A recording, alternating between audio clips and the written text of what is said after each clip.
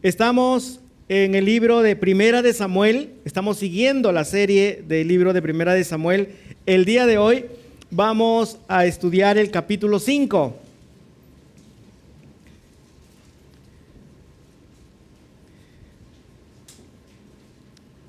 Antes de comenzar, quiero comentarles algo interesante.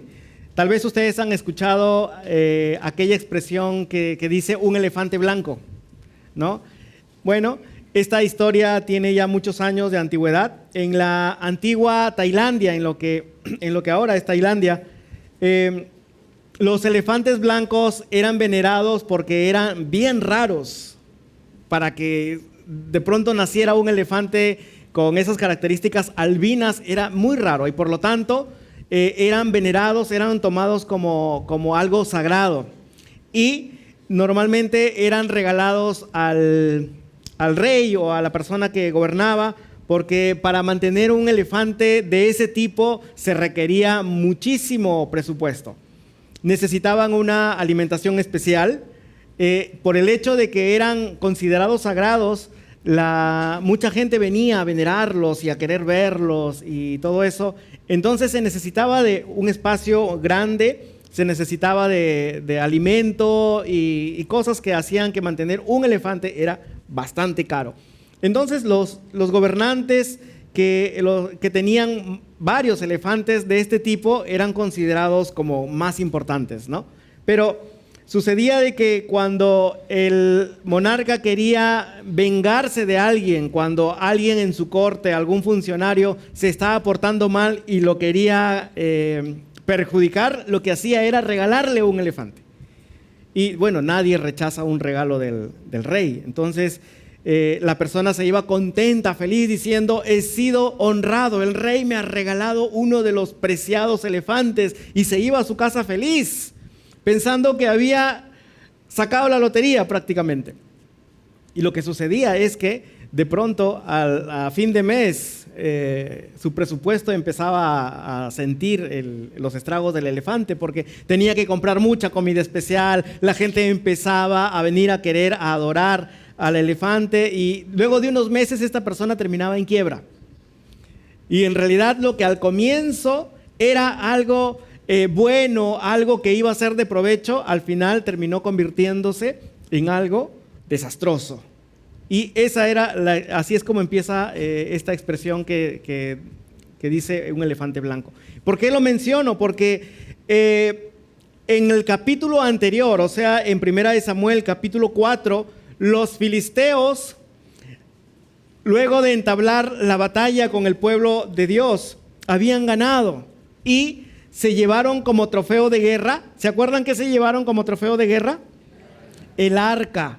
El elemento simbólico más importante en este momento para el pueblo de Dios.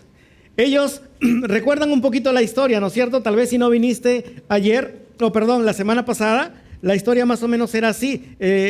Salen a la guerra como siempre, se habían enfrentado muchas veces el pueblo de Dios con los filisteos, y la primera vez ellos van con sus propios recursos, se enfrentan a los filisteos y pierden 4,000 bajas en el ejército. Se fueron y dijeron: ay, pero qué barbaridad, hemos perdido, vamos a llevar el arca, y trajeron el arca de Dios y dijeron: ahora sí vamos a ganar, pero igual perdieron, y esta vez perdieron peor todavía, por goleada, porque fue 30,000 soldados los que esta vez perdieron.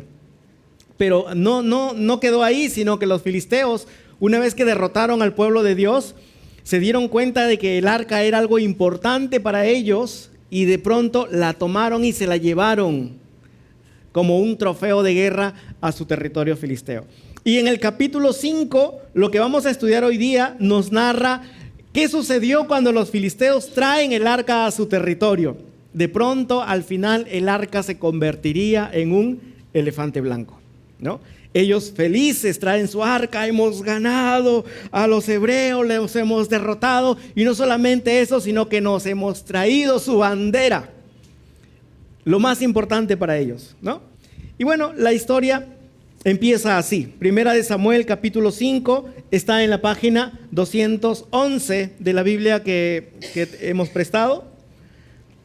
Dice los versículos 1 y 2. Después de que los filisteos capturaron el arca de Dios, la llevaron hasta Ebenezer a Asdod, desde Ebenezer hasta Asdod. Tomaron el arca y la metieron en el templo de su dios Dagón y la pusieron junto a ese ídolo. Los filisteos tenían como una de sus principales deidades al dios Dagón, por ahí va a salir ahorita en algún momento, que era un dios que tenía la mitad del cuerpo como un pez. Ahí está Dagón, la mitad pez y la mitad era un ser humano. Y a este ídolo es que los filisteos adoraban. Entonces ellos, los filisteos, le adjudicaban la victoria a su dios Dagón. Y decía, Dagón nos ha dado la victoria, vamos a darle un trofeo de guerra. Vamos a llevarle lo mejor del botín que hemos conseguido, que era el arca.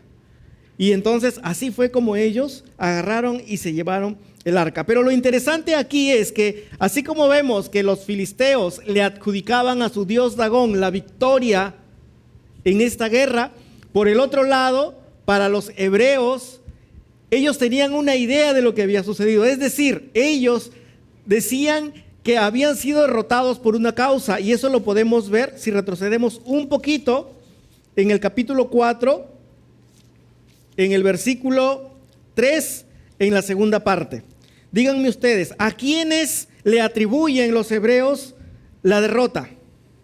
Capítulo 4, versículo 3b.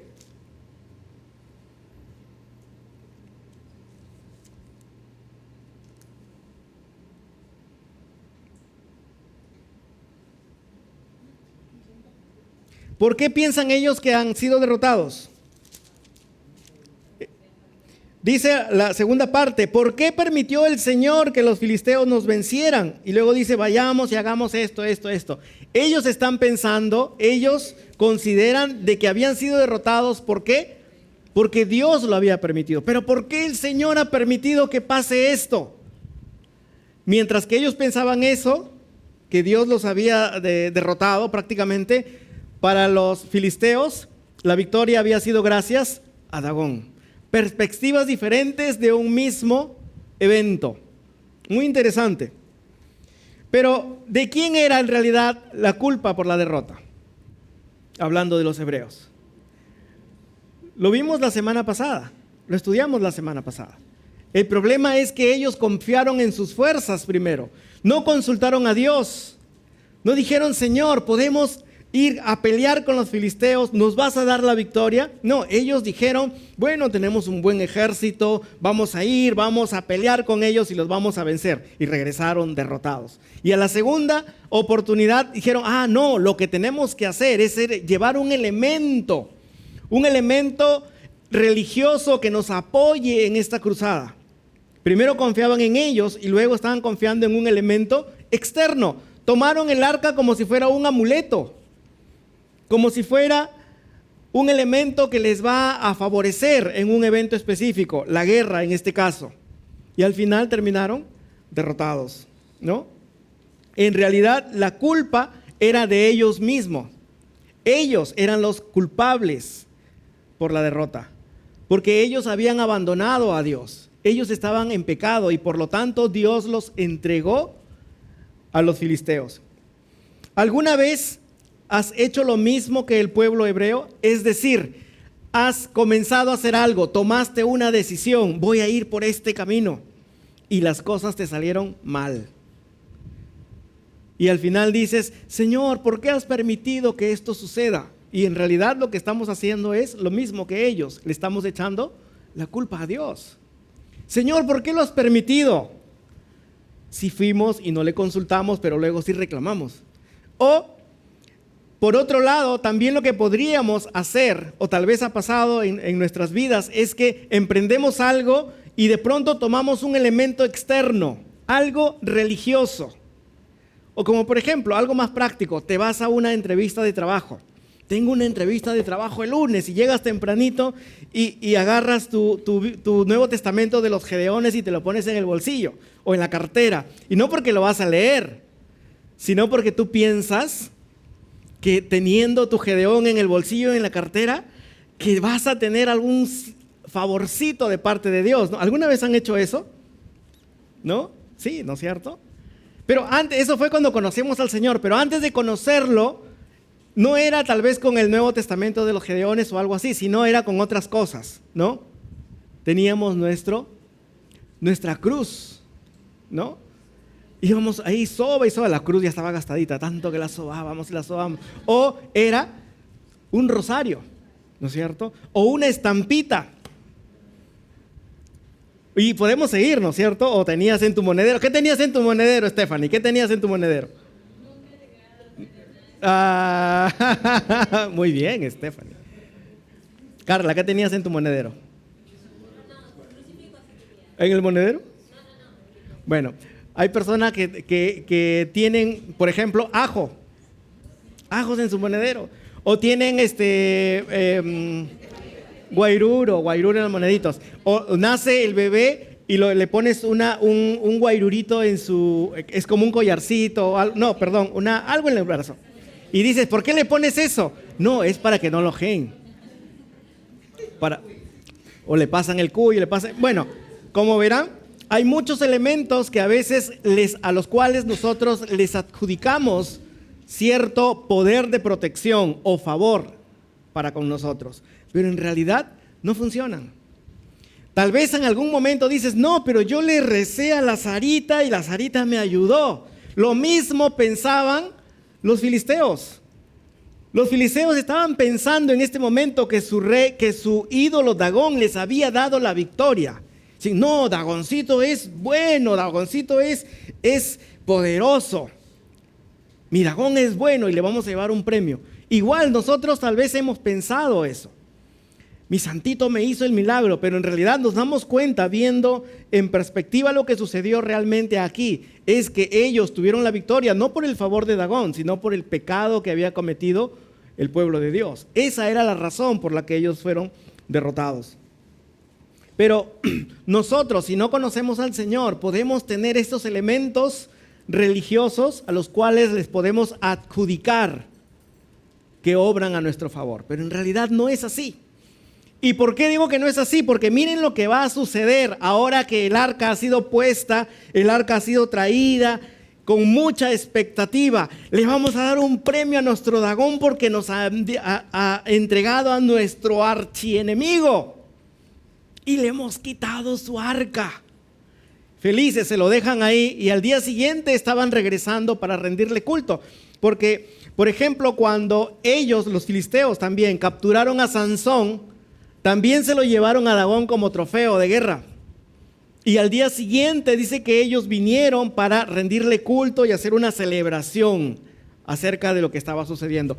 En este caso era lo mismo. Ellos al día siguiente, temprano en la mañana, vinieron a rendirle culto, a hacer toda una ceremonia de agradecimiento por la victoria que Dagón les había dado, según ellos, porque su santito les había hecho el milagro.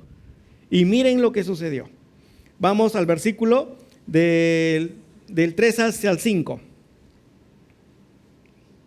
Al siguiente día, cuando los habitantes de Asdod se levantaron, vieron que Dagón estaba arrodillado ante el arca del Señor.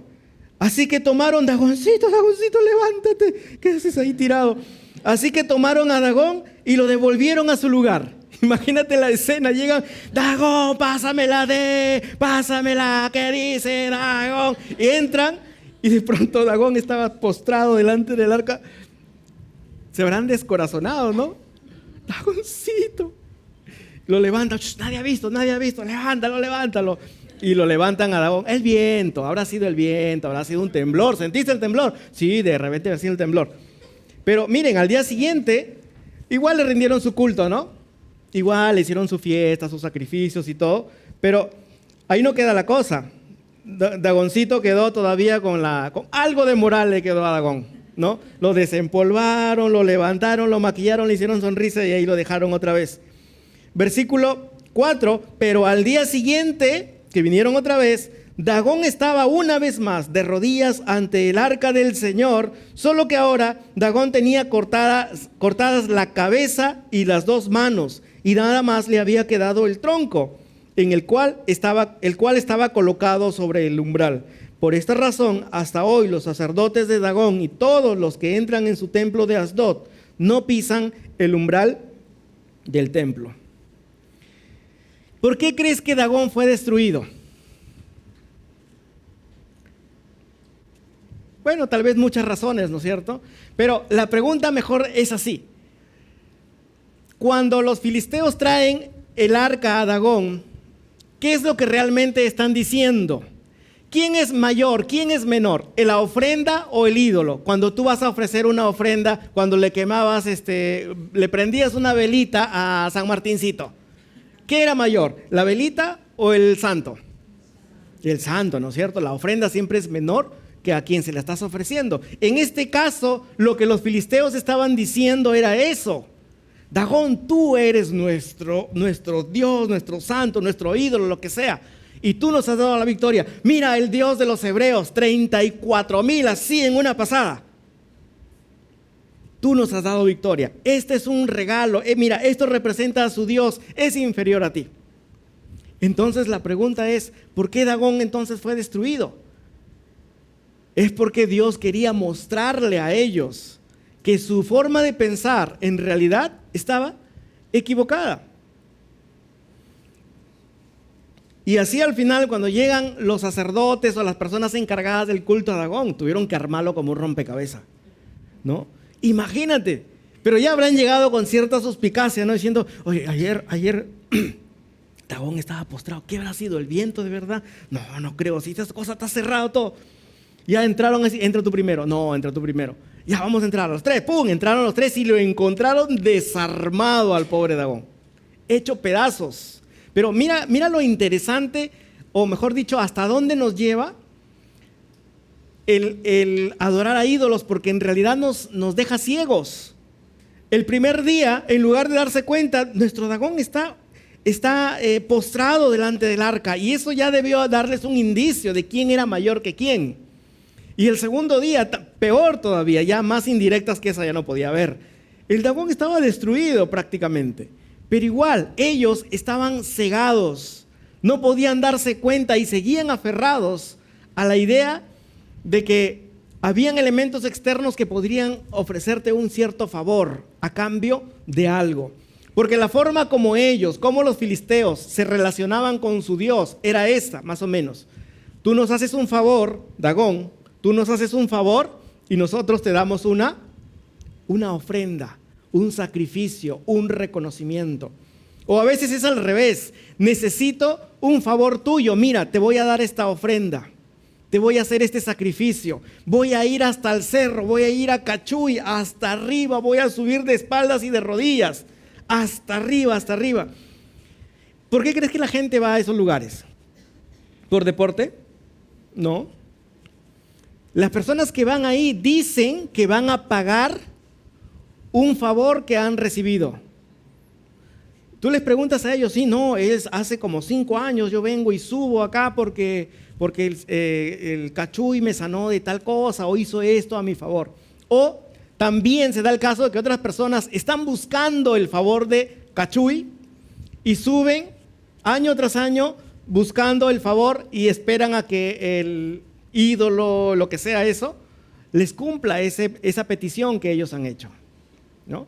Y esa es la forma como los filisteos se relacionaban con su dios Dagón. Es muy interesante tenerla en mente por un momento. Ahorita vamos a ver por qué. Entonces Dagón, no era dragón, es un Dagón. Es destruido por el arca. Luego, miren lo que sucedió. Su dios ya ha sido destruido, pero su corazón de los filisteos sigue duro. Entonces, Dios pisa un poco más el acelerador y dice, ok, saquemos de escena a Dagón. Ahora vamos con ustedes. Y a partir del versículo 6 hasta el 10, sucede lo siguiente. El poder del Señor se dejó sentir sobre los habitantes de Asdod y sobre todo su territorio, pues los castigó con terribles tumores. Al darse cuenta de esto, los habitantes de Asdod dijeron: el arca del Dios de Israel no debe quedarse entre nosotros, porque ha hecho sentir su poder contra nuestro pueblo y contra Dagón nuestro Dios. Entonces convocaron a los jefes de los filisteos y les preguntaron: ¿qué debemos hacer con el arca del Dios de Israel? Y los jefes respondieron: llévenla a Gat. Y los filisteos se llevaron el arca del Señor hasta Gat. Pero después de habérsela llevado, el poder del Señor se dejó sentir contra los habitantes de la ciudad, pues les quebrantó su ánimo, y todos, desde el más chico hasta el más grande, estaban afligidos porque se llenaron de tumores. Ahora la artillería del Señor, luego que había terminado con el dios Dagón, la perfila hacia los pobladores. El primer lugar fue Asdod, porque ahí es donde habían llevado el arca. Parecía que era el lugar más importante donde estaba el templo del dios Dagón. Y dice que la gente de pronto empezaron a enfermarse, a salir de tumores y todos enfermos, y la gente empezó a morir. Y ellos, luego de un tiempo, recién asociaron que esa enfermedad, que eso que les estaba pasando era a consecuencia de la presencia del arca. En realidad, todo el tiempo que estuvo el arca de Dios, desde que llegó al territorio de los filisteos hasta que fue de vuelta, fueron 7 meses. Bastante tiempo. En 7 meses el arca del Señor hizo estragos por todos lados. Primero en Asdod, y ellos dijeron: no, ¿ahora qué vamos a hacer? Deshagámonos del problema, ¿a dónde la enviamos? Y los líderes dijeron: ok, vamos a otra ciudad. Y la llevaron hacia Gat. Y los pobres de la ciudad de Gat, cuando recibieron el arca, también empezaron a experimentar lo mismo. Se enfermaron y llenos de tumores, y la gente se empezó a morir. Y entonces, ¿qué sucedió? Versículo 10. Por eso enviaron el arca de Dios a Ecrón. Pero cuando el arca llegó allá, los ecronitas se espantaron y dijeron: nos han enviado el arca del Dios de Israel para matarnos a todos nosotros y a nuestro pueblo. Y en realidad ese era el temor. En eso se había convertido el trofeo de guerra. Aquel trofeo que ellos trajeron con mucha alegría se convirtió en un elefante blanco. Ya no les daba ningún beneficio. En realidad nunca les dio un beneficio. Ellos pensaban que les daba un beneficio, pero en realidad era todo lo contrario. Después de 7 meses de retener el arca, se dan cuenta de que el Dios de los hebreos era mayor que el suyo. Así que ahora cada minuto contaba. Hay que devolver el arca, ¿no? Y eso va a suceder en el siguiente capítulo. Pero lo que el Señor nos quiere mostrar aquí es que aquellos elementos en los que nosotros tal vez confiamos, tal vez como los filisteos, ellos no eran el pueblo de Dios. Eran un pueblo pagano con el cual el pueblo de Dios se enfrentaba cada vez que había oportunidad. Se enfrentaban en guerra. Era un pueblo que no conocía a Dios. Y ellos tenían su religiosidad. Su religiosidad consistía en adorar al Dios Dagón. Y ellos pensaban que ese Dios les favorecía. Pensaban que ese Dios obraba a su favor, pero en realidad cuando de pronto es expuesto delante de algo que representa la presencia de Dios, o sea, el arca, Dagón es destruido. Y es que en realidad ningún elemento que nosotros podamos tener y en el cual podamos confiar, la patita de conejo, lo que sea, que pensamos que funciona, no lo es. Y si tú piensas que en algún momento ese elemento ha obrado a tu favor, en realidad lo que sucedió fue debido a otras circunstancias que no tienen nada que ver con eso. Igual que con los filisteos. Ellos ganaron no porque su Dagón era poderoso, sino porque el otro pueblo había pecado. Las circunstancias eran totalmente diferentes. Las razones eran totalmente diferentes. Entonces tenemos que preguntarnos nosotros, ¿estamos confiando en ciertos elementos? ¿Estamos poniendo nuestra confianza en objetos? No, pero el crucifijo que yo tengo en mi casa representa a Jesús. ¿Cómo me puedes decir que ese crucifijo donde está el Señor crucificado no me va a hacer ningún favor. Pues es verdad, aunque represente al Señor, no tiene ningún valor en sí mismo. No obra a nuestro favor de ninguna manera. Es como si, por ejemplo, si yo hablara con mi esposa por teléfono y en lugar de preferir su presencia, yo me quedaría con el teléfono y tratara de hablar con el teléfono en sí, solamente porque pienso que es el elemento que ella usa para hablarme. Pero en realidad no tiene ningún sentido. Ningún elemento, ninguna cosa que haya sido creada puede dar o ocupar el lugar del Señor. El único que puede obrar a nuestro favor es nuestro Dios. Y Él es un Dios celoso. Él no quiere que nosotros tengamos ninguna representación, aunque pensemos que es Él. Ninguna. Yo no sé cuál es tu realidad, no sé cuál es tu costumbre, cuál es tu uso, pero si es que tú confías en aquellas cosas, el Señor quiere confrontar lo que tú piensas con su palabra y quiere mostrarte a través de esta historia que esos elementos no tienen ningún valor.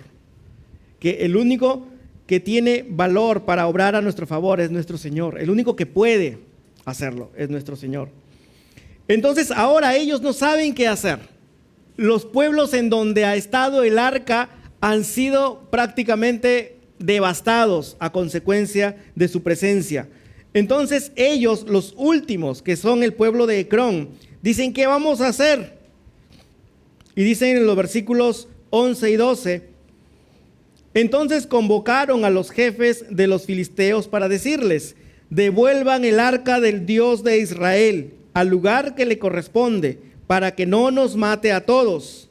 Y es que toda la ciudad vivía con el temor a la muerte, pues el poder de Dios había aumentado contra ellos, y los que no morían se llenaban de tumores, y sus gritos llegaban hasta el cielo.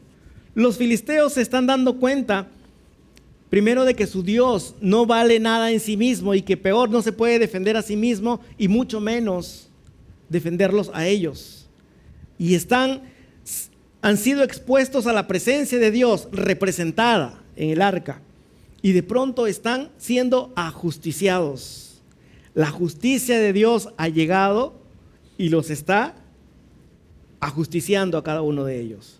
Pero lo interesante aquí es, algo interesante que tenemos que notar, es que los filisteos llegan en un momento en el cual, ellos reconocen y saben que el Dios verdadero es el Dios de los hebreos, que su Dios ya ni existe por último. Bueno, o sea, seguramente se iban a fabricar otro, pero el arca que representaba la presencia de Dios ya había demostrado que el Dios de los hebreos era un Dios verdadero, un Dios real. Pero aún así había mortandad en medio de los filisteos. El solo hecho de conocer eso, mejor dicho, el solo saberlo no soluciona el problema. Si llegamos a la conclusión de que sí, que Dios es el Dios real, que Dios es el Dios verdadero, el solo saberlo no soluciona el problema. Tenemos que ir un paso más allá. Porque si nos damos cuenta, esta arca, antes de estar en el territorio de los filisteos, ¿dónde estuvo? Donde le correspondía, en el territorio de los hebreos, del pueblo de Dios. ¿Y la gente moría en ese lado? No. Pero si la movemos el arca, pueblo de Dios, los hebreos, arca, nadie muere, la movemos, la ponemos en los filisteos, todo el mundo se muere, nadie muere, todo el mundo muere, nadie muere, todo el mundo muere. ¿Por qué sucede eso? ¿Qué hace que el arca traiga muerte de este lado y no del otro?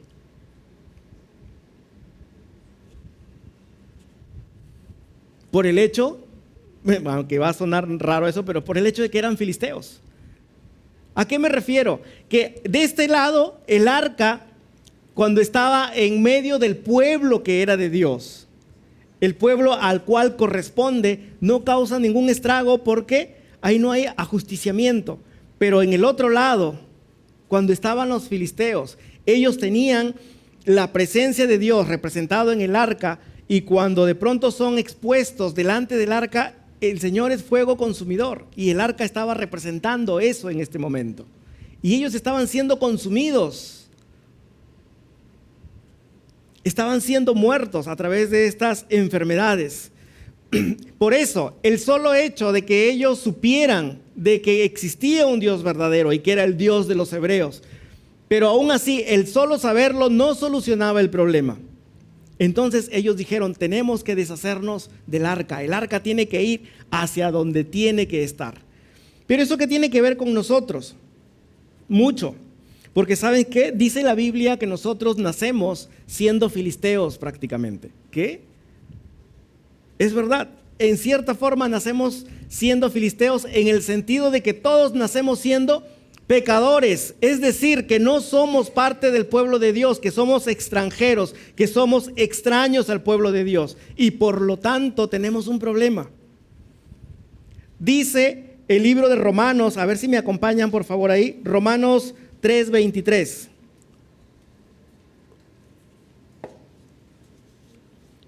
Romanos 3:23.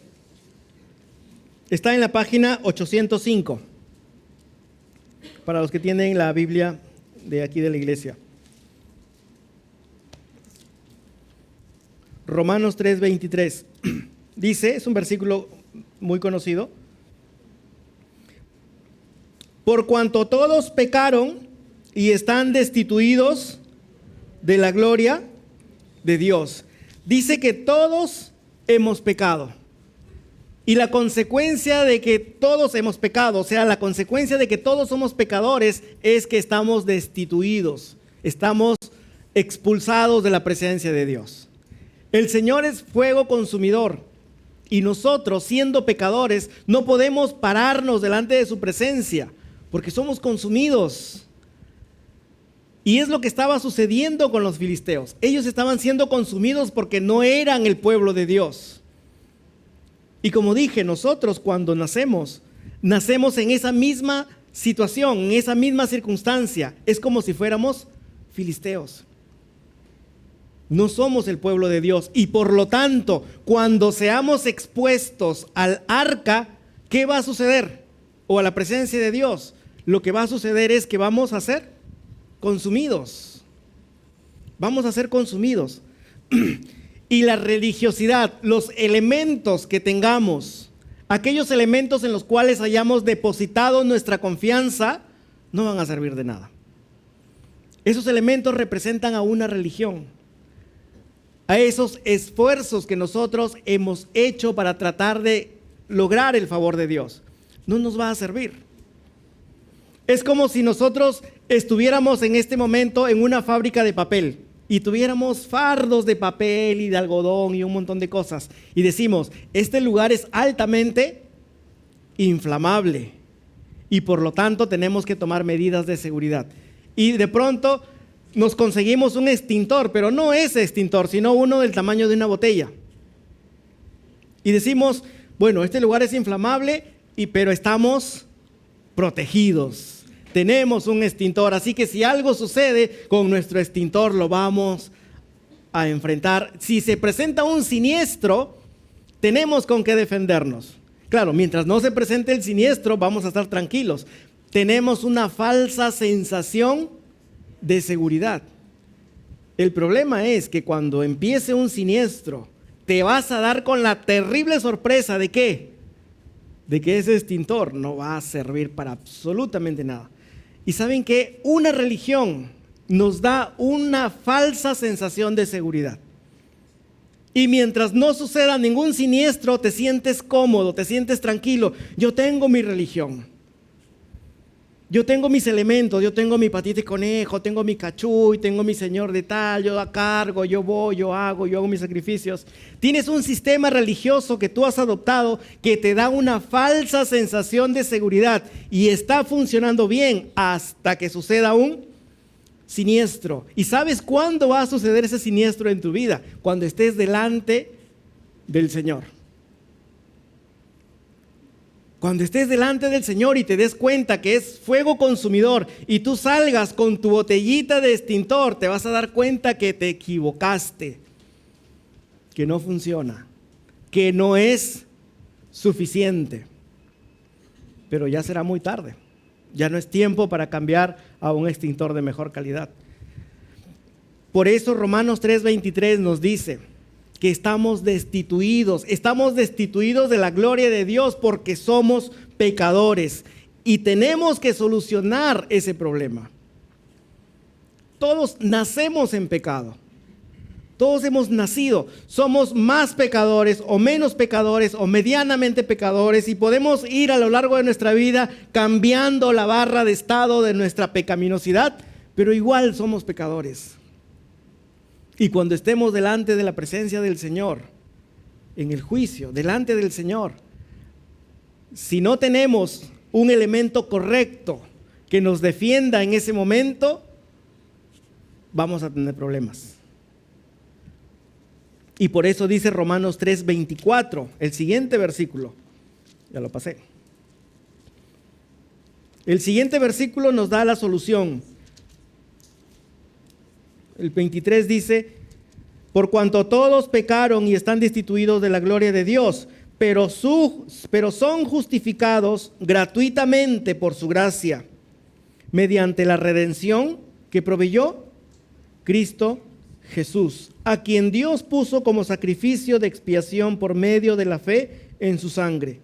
Esto lo hizo Dios para manifestar su justicia, pues en su paciencia ha pasado por alto los pecados pasados. El Señor ha provisto de un elemento que nos libra de su ira. No es un elemento que nos hace mejor a nosotros, no, es un elemento que nos libra de su ira. Y no es un elemento, sino es una persona, es Jesucristo. Él ha muerto en la cruz por nosotros para que nosotros podamos estar delante de la presencia de Dios. Nacemos como filisteos, pero el Señor nos ha redimido y nos ha puesto como parte de su pueblo. Y por lo tanto, cuando estemos delante de la presencia del Señor, no nos va a consumir. Entonces yo hoy día tengo que preguntarme necesariamente, ¿quién soy? Es decir, ¿soy un filisteo todavía? ¿Tengo o estoy confiando solamente en aquellos elementos materiales y externos y son aquellos los que me dan la seguridad? ¿O conozco realmente al Dios verdadero?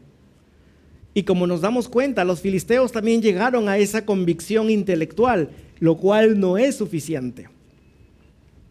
No es suficiente saber que Dios es fuego consumidor y que su sola presencia ante nosotros nos derrite, sino que tenemos que arrepentirnos y reconocerlo a Él como el único que nos hace dignos y justos para estar delante de su presencia. Nuevamente tenemos que preguntarnos, ¿tienes elementos en los cuales confías? Si los tienes, esos elementos se han convertido en un elefante blanco en tu vida.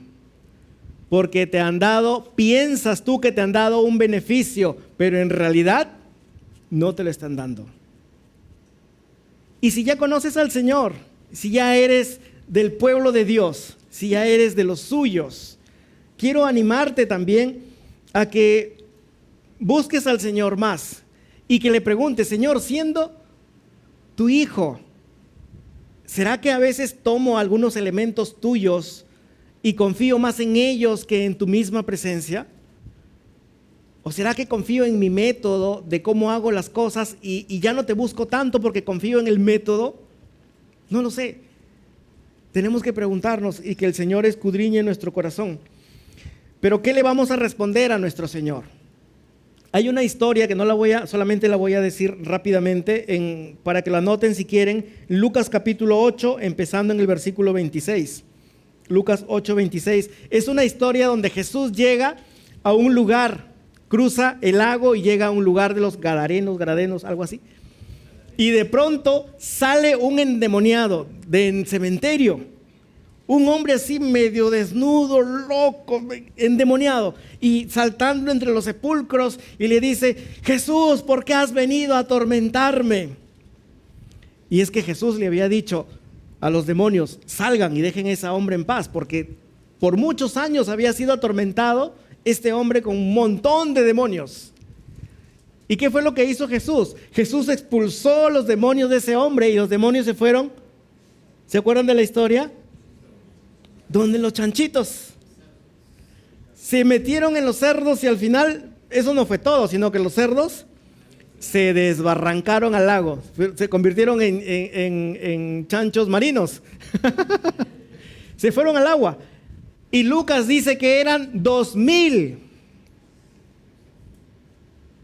Entonces vinieron los dueños de los cerdos y lo vieron ahí al que había sido endemoniado, lo miran y dicen, ¿no era el que estaba endemoniado? Sí, qué bonito. ¿Ya? ¿Quién es Jesús? ¿Quién es el que me debe 2,000 cerdos? Y ¿saben qué pasó? ¿Saben cuál es lo triste de esta historia? De que esta gente que se dedicaba como actividad económica a criar cerdos, cuando vieron que la presencia de Jesús atentaba contra su economía, le dijeron, Jesús, nos encanta lo que haces, pero mejor si te vas. Y lo botaron y se fue. Y hasta el hombre endemoniado quería irse. Jesús, llévame. No, tú te quedas porque a ti sí te van a escuchar. Y se quedó. Pero el punto es, ¿qué hacemos con la presencia de Jesús que tal vez podría ser incómoda? Si crees que va a atentar contra tus creencias, no, pero yo me siento bien yendo a mi procesión, yo me siento bien haciendo mis ritos que yo pienso que me dan seguridad. ¿Qué vas a hacer con Jesús? ¿Le vas a decir que se vaya porque está afrentando tus años de costumbre religiosa? ¿Cómo vas a responder? Y si tú le permites al Señor, como en el caso de este endemoniado, si tú le permites obrar en tu vida, tú vas a hacer lo que Él hizo. Tú vas a querer estar con el Señor. Pero tienes que conocerle primero. Tienes que pasar de ser un extranjero a ser un hijo de Dios. Entonces yo quiero animarles a todos, queremos animarnos unos a otros esta noche, pensando en eso. Si tú crees que todavía eres un filisteo, de acuerdo al contexto del cual hemos hablado, de que no le conoces al Señor en una forma personal, conócele. No te quedes sin conocerle, porque lo que tengas en las manos no te va a servir cuando estés delante de la presencia de Dios. Lo que tienes en tus manos no te da seguridad. Cuando estés delante de la presencia de Dios no te va a servir de nada. Esta noche puedes cambiar el rumbo de tu historia. Acércate al Señor y dile, Señor, ¿sabes qué? He estado equivocado. Yo pensaba que te conocía a través de estos costumbres que vienen de generación tras generación, pero la verdad es que no te conozco. Y hoy día le puedes conocer. Solo acércate al Señor y dile, Señor, yo quiero conocerte.